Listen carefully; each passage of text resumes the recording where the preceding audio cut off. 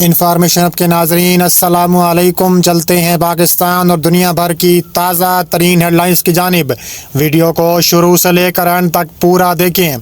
पाकिस्तान का JF-17 thunder block 3 4.5 generation लड़ाका jet जो आलमी फ़ज़ाई ताकत की नई बुलंदियों को छू रहा है, अमेरिकी जरीदे का बड़ा इंकशाफ सामने आ गया। JF-17 थंडर जो पाकिस्तान एरोनॉटिकल कॉम्प्लेक्स कॉमरा और चीन की चिंगडू एयरक्राफ्ट कॉरपोरेशन ने मुश्तरका तौर पर तैयार किया है, मकामी फ़ज़ाई ताकत की पाकिस्तान की जद्दोजहद के मरकज़ के तौर पर खड़ा है। ब्लॉक 3 वेरिएंट जिसे अक्सर 4.5 जनरेशन फाइटर के तौर पर बयान किया जाता है, थंडर नस्ल के सबसे नफीस अर्तका की नुमाइंदगी करता है, जिसमें आला दर्जे के जंगी निज़ामों के साथ इम्तज़ाज होता है जो आमतौर पर आला दर्जे की प्लेटफॉर्म्स के लिए मखसूस होते हैं। मार्च 2023 में पहली बार पाकिस्तान एयरफोर्स PEF में शामिल किया गया। JF-17 थंडर ब्लॉक 3 ने तेज़ रफ्तारी से पैदावार शुरू की। अक्टूबर 2024 तक 30 से ज़्यादा तैयारे असम्बल हो गए।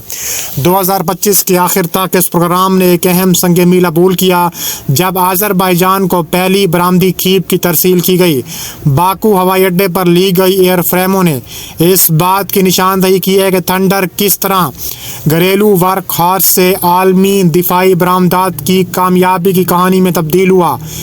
हवाई जहाज़ की जदीद खसूसियात ऑपरेशनल कारकर्दगी और बरामदी रफ्तार को दरियाफ्त करता है, जबकि इलाकाई फ़ज़ाई ताकत के तवाज़ुन को तब्दील करने में इसकी स्ट्रेटेजिक अहमियत का अंदाज़ा लगाता है। ब्लॉक 3 एक हल्का फुल्का सिंगल इंजन वाला मल्टी रोल फाइटर जेट है और कहा जा रहा है कि गैर मामूली हसूली लागत के बगैर जदीद फ़ज़ाई जंगी सलाहियतों की तलाश करने वाली कौमों के लिए डिज़ाइन किया गया है। इसका छोटा फ्रेम तेज़ी से देखभाल के चक्कर और आगे की तैनाती में लचक फराहम करता है। हवाई जहाज़ की लंबाई 14.326 मीटर है, जिसमें 9.44 मीटर परों का फैलाव, 4.57 मीटर ऊंचाई है, जो एरोडायनामिक इस्तेहकाम और सुपरसोनिक रफ्तार पर कम ड्रैग के लिए मौजू है।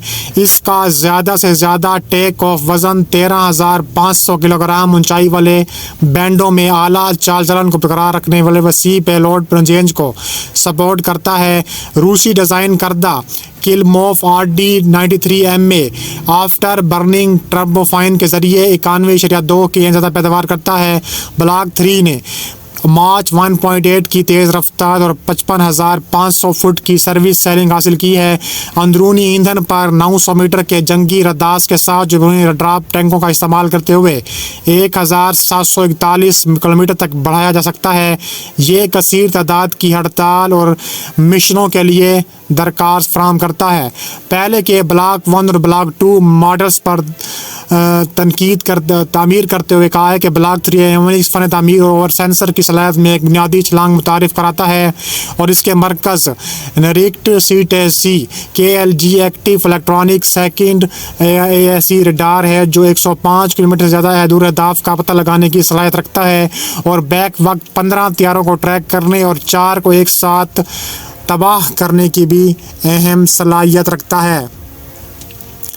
बरतानिया, यूक्रेन, जर्मनी, फ्रांस, यूरोपीय यूनियन और दीगर रहनुमाओं का यूक्रेन पर मुश्तरका बयान जारी कर दिया गया है, जिससे रूस में खलबली मच गई। बरतानिया, यूक्रेन, जर्मनी, फ्रांस, यूरोपीय यूनियन और दीगर रहनुमाओं ने यूक्रेन पर मुश्तरका बयान जारी कर दिया है। मुतअद्दिद ममालिक ने अपने बयान में कहा है कि हम सदर ट्रंप के लड़ाई फौरी तौर पर बंद होने के मौक़िफ़ की भरपूर हमायत करते हैं। राब्ते की मौजूदा लाइन को मुज़ाकरात का नुक्ता आगाज़ बनाना चाहिए। मुतअद्दिद ममालिक के रहनुमाओं का कहना है कि हम रूस के मुंजमद खुद मुख्तार असासों को मुकम्मल तौर पर इस्तेमाल करने के इक़दाम कर रहे हैं ताकि यूक्रेन के पास वो वसाइल हों जो इनकी उसे ज़रूरत है। रहनुमा इस हफ्ते के आखिर में यूरोपीय कौंसिल और कोलिकेशन ऑफ दी रूलिंग के फॉर्मेट में मुलाकात करेंगे। इस हवाले से कहा गया कि हमें रूस की माशियत और दिफाई सनत पर दबाव डालना चाहिए जब तक प्योटन अमन करने के लिए तैयार ना हो जाए। चीन के J-20 स्टेल्थ फाइटर जेट में एक ऐसा मसला आ गया जिसका कोई हल नहीं है। बड़ा इंकशाफ चीन की जानिब से कर दिया गया। फाइटर में 5 अहम कमज़ोरियां हैं, ख़ास तौर पर इसकी पहले किस्मों में। ये कम ताकत वाले और नाकाबिले भरोसा इंजनों का शिकार हैं, जिसमें जदीद WS-15 को तवील तखीर का सामना है। इसके स्टेल्थ को बेनकाब इंजन, नोजल्स और एक बड़े एयर फ्रेम से समझौता किया जाता है, जिससे इसके अमेरिकी हरीफों के मुकाबले में कम चिपके होता है। कहा जा रहा है कि J-20 की एवियोनिक्स और सेंसर फ्यूजन मुमकिन तौर पर कमतर हैं। इसका बड़ा साइज से एक नाकिस डॉग फाइटर बनाता है। J-20 का जंगी तजर्बा दुरुस्त नहीं किया जा सकता, यानी कि इसका जंगी तजर्बा सिफर है, यानी इसकी हकीकी सलाहियतें गैर साबितशुदा और खालिस्तान नजरियाती हैं। इसके जंगी तजर्बा करने वाले अमेरिकी हम मनसूबों के बरकस चीन का पहला चिंगजू J-20 माइटी ड्रैगन और काबिल एतमाद तौर पर सबसे जदीद स्टेल्थ का मुकाबला करने के लिए बनाया गया है। फाइटर F-22 फाइटर जेट है। इसको बुनियादी तौर पर फ़ज़ाई बर्तरी के लिए डिज़ाइन किया गया है। ताहम अमेरिकी स्टेल्थ लड़ाका तैयारों का मुकाबला J-20 करने के लिए डिज़ाइन करने के लिए बनाया गया था, लेकिन J-20 की 5 बदतरीन खसूसियात हैं जो इस लड़ाई में नुकसान पहुंचा सकती हैं। सिर्फ एक तसर्रुफदारी के तौर पर इनमें से ज़्यादातर J-20 के पहले की मुख्तलिफ हालतों पर लागू हो जाते हैं। पाक अफगान तिजारती गुजरगाहें जल्द खुलने का इम्कान। अफगानिस्तान में फंसे ट्रक वापस लौटने लगे। पाकिस्तान और अफगानिस्तान के दरमियान जंग बंद के बाद 11 रोज़ से बंद तिजारती गुजरगाहें जल्द खुलने का इम्कान है। चमन में पाक अफगान बॉर्डर बाबे दोस्ती तिजारती सरगर्मियों के लिए बंद है। ताहम स्पिंग बाल्टिक में फंसी 500 से ज़ायद खाली पाकिस्तानी गाड़ियों की वापसी हो चुकी है। कस्टम्स हकाम के मुताबिक आज से सिर्फ अफगान बाशिंदों को अफगानिस्तान ले जाने वाली खाली पाकिस्तानी गाड़ियों को वापसी की इजाज़त होगी। बंदिश से दोनों तरफ वीज़ा, पासपोर्ट, ट्रैवलिंग करने वालों की बड़ी तादाद फंसी हुई है। पाकिस्तान में गैर कानूनी तौर पर मुकीम 2000 से ज़ायद अफगान बाशिंदों को अफगानिस्तान मुंतकिल कर दिया गया। दूसरी जानिब तुरखम में भी तिजारती गुजरगाह खोलने की तैयारियाँ मुकम्मल कर ली गई हैं। गाड़ियों की क्लियरेंस के लिए स्कैनर नस्ब किए जा चुके हैं। तिजारती गुजरगाह बंद होने से कार्गो गाड़ियों की कतारें लगी हुई हैं। जनूबी वज़ीरिस्तान में अंगूर अड्डा, शुमाली वज़ीरिस्तान में गुलाम खान, ज़िला कुरम में खरलाची सरहद भी 10 रोज़ से बंद है। FIA हकाम का कहना है कि बॉर्डर की बंदिश से 5000 से ज़्यादा पाकिस्तानी अफगानिस्तान में फंसे हुए हैं। भारतीय फ़ज़ाइया को चीनी फ़ज़ाइया से बेहतर करार दिए जाने पर चीनी दिफाई तज्ज़ियाकार का दिलचस्प रद्दअमल सामने आ गया। चीनी दिफाई तज्ज़ियाकार ने एदाद शुमार की बुनियाद पर दुनिया में फ़ज़ाई क़ुव्वत की दर्जाबंदी पर दिलचस्प राय देते हुए कहा है कि बेहतर फ़ज़ाइया का मामला कागज़ पर मौजूद एदाद शुमार की बुनियाद पर नहीं, बल्कि असल सलाहियतों पर होना चाहिए। गैर मुल्की मीडिया के मुताबिक दुनिया के फ़ज़ाई क़ुव्वतों की दर्जाबंदी पर चीनी दिफाई तज्ज़ियाकार सांग जनशे ने सवालात उठाते हुए कहा है कि किसी भी फ़ज़ाई क़ुव्वत की असल जाँच जंगी सूरत हाल में हवा करती है। दूसरी तरफ राजा बंदियाँ और महज कागजी कार्रवाई हैं जिनका हकीकत से कोई ताल्लुक नहीं। चीनी दिफाई तज्ज़ियाकार ने यह बात आलमी सतह पर शाये होने वाली एक जदीद फ़ज़ाई क़ुव्वतों में शामिल हवाई जहाज़ों की डायरेक्टर WDMMA में शामिल 103 ममालिक की 109 फ़ज़ाई क़ुव्वतों की दर्जाबंदी के हवाले से रद्दअमल में कही है।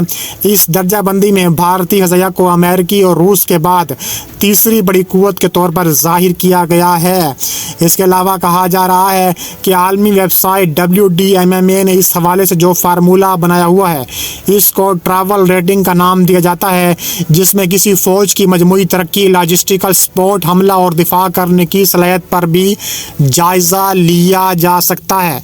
इसके अलावा कहा जा रहा है, याद रहे कि बैनुल-अक़वामी रिसाले न्यूज़ वीक की रिपोर्ट में यह दावा किया गया था कि भारतीय फ़ज़ाइया दर्जाबंदी के एतबार से चीनी फ़ज़ाइया से बेहतर और ताकतवर है, और ये बात आलमी ताकत के तवाज़ुन की एक बड़ी तब्दीली है।